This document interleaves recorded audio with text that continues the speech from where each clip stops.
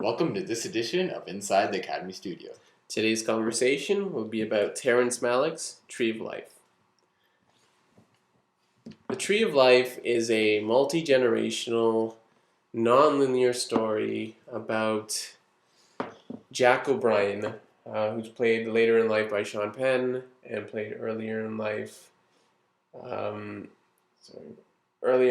by Hunter McCracken.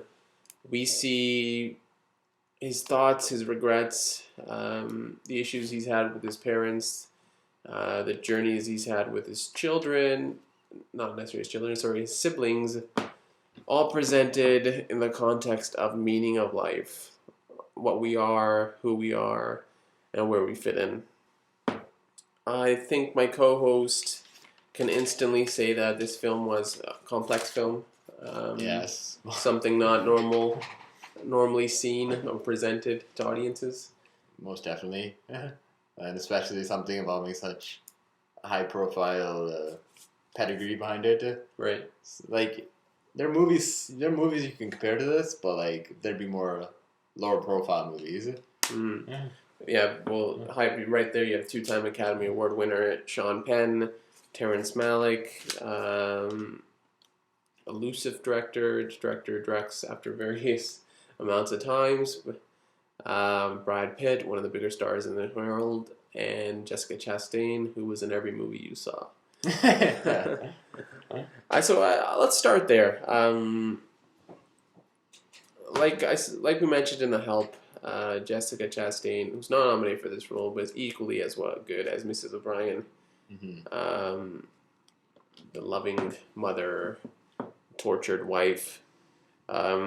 What can you say about Jessica Chastain this year, along with The Help, this movie, Take Shelter, The Debt? Have you seen someone have this big an impact in 1 year, just with that many diverse films? Colin Farrell, 2004. Colin Farrell, 2004. He was in, especially, that was in like the first 3 months that year. Daredevil, Phone Booth. Yeah. That movie with Al Pacino. Right. I mean, none of those were award winners per se. Yeah. But like as far as putting his name on a map so quickly. Yeah. I think just for a female comparison. Yeah. Like Kate Winslet, in the early to mid '90s, her first 3 or 4, but those were over a couple of years. She was just very acclaimed in every role. Meryl Streep, went from appearing in 1977 to having 2 Oscars within 5 years, and a lot of people are comparing Jessica Chastain as one to watch out for, and she has many more movies coming out in 2012, and I think she will be somebody that we will see if she can keep this momentum going. But regardless, she's provided classic performances in the span of 1 year. Going back to the actual film,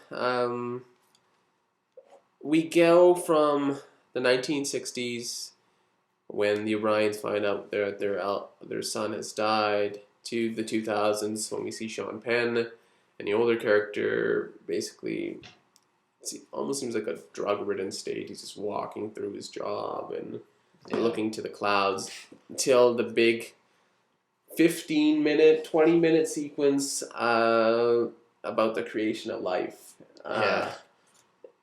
Basically, that occurs about within 15 minutes of the movie, and it lasts until the half-hour mark.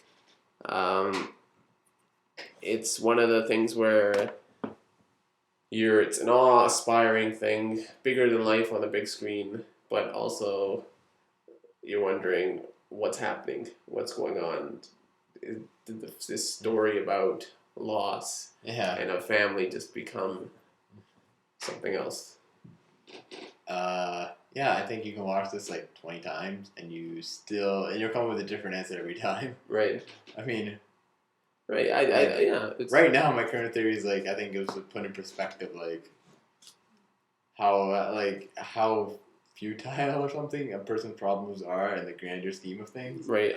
I would put it into like the micro and macro thing. Yeah. Macro demonstrations through this non-linear story by Malick, where that there was creation of life, and then nearing the end of the movie there was the destruction of Earth, and it was desolate, nobody could live on it anymore. Okay. And the micro life was this family in Texas, 1950s Americana to all the screwed up problems to a son that now, 50 years later, lives with that pain.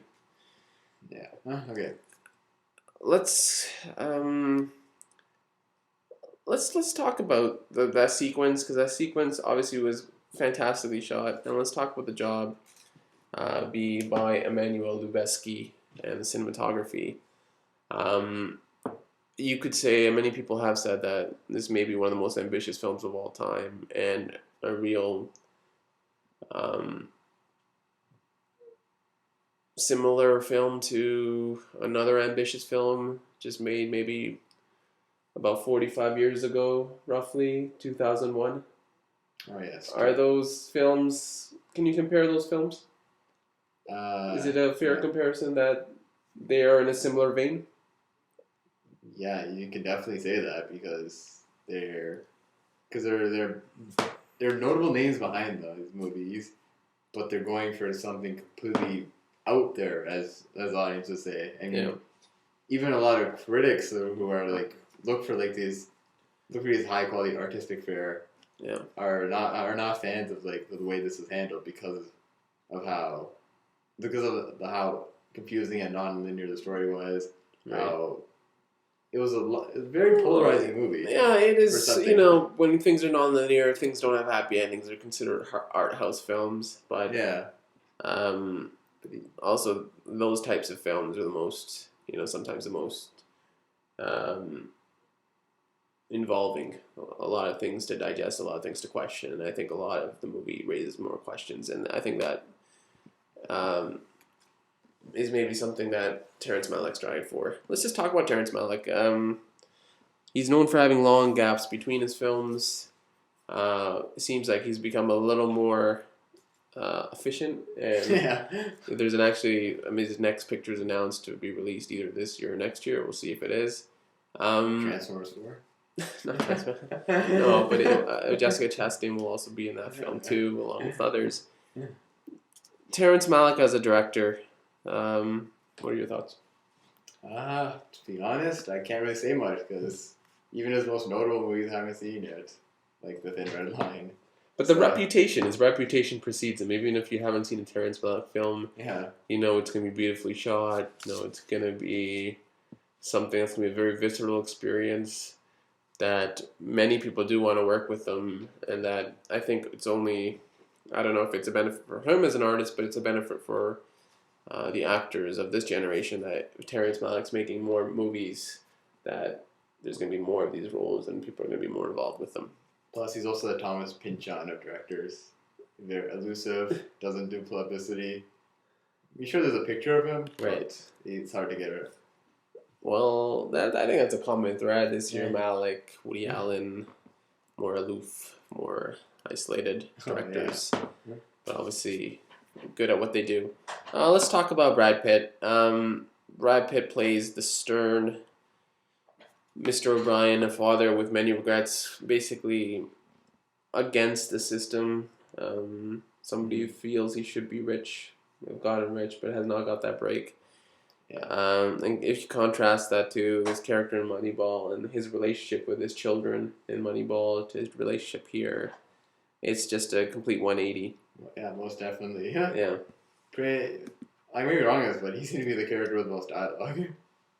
In Tree of Life? Yeah. Yeah, Jessica Chastain was more quiet. Younger Jack and his siblings, had their lines, but they were, a lot of the scenes, they didn't talk a lot, Yeah, so he pretty much even drove the the micro of the plot along. Right.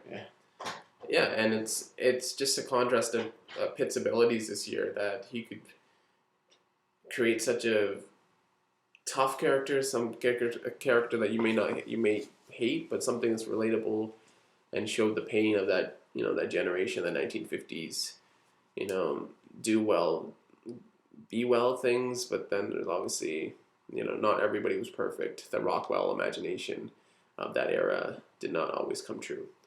We're nearing the end of this edition, and like always, we like to end with questions. So I ask, what was your favorite moment of Tree of Life? My favorite moment of Tree of Life would be when Brad Pitt's character, who plays father, Mr. O'Brien, goes through, like, just tries to instill like so many specific points to his children during a car ride, and his children aren't really getting it. Yeah. It just shows that like the contrast and it shows the root of the problem that these characters are facing because of their father figure. Right. Yeah. My favorite moment was the first sequences with Brad Pitt and Jessica Chastain's characters when they're pregnant and to the birth of their child. It's just beautifully shot, and it just really encapsulates the joy that parenthood can have, especially at those beginning moments. Your least favorite moment of... I'd have to say my least favorite would have to be. I wouldn't say it's my least favorite, but I think probably didn't have to be so long. Like you said, the 15-20 minute sequence Right. showing the genesis of the Earth. Yeah. It probably could have been shortened down and a little more concise. Like it was very nice to look at, obviously. But Right. I think you would have got the same effect if the lens wasn't that long. My least favorite is probably the introduction of Sean Penn's older Jack O'Brien, whereas the last scenes we see him where he's like reconnecting with his mother on that beach are very large and bigger than life and just huge momentous moments. Well, the introduction is, I feel, void of that emotion.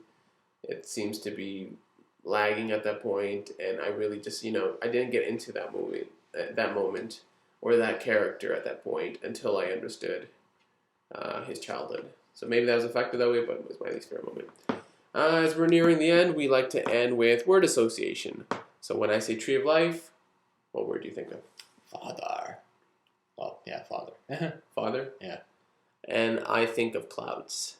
Just the clouds, the heavens, a lot of that. So the words we think of when we think of the Tree of Life are clouds and father. This is this edition of Inside the Academy Studio. Thank you.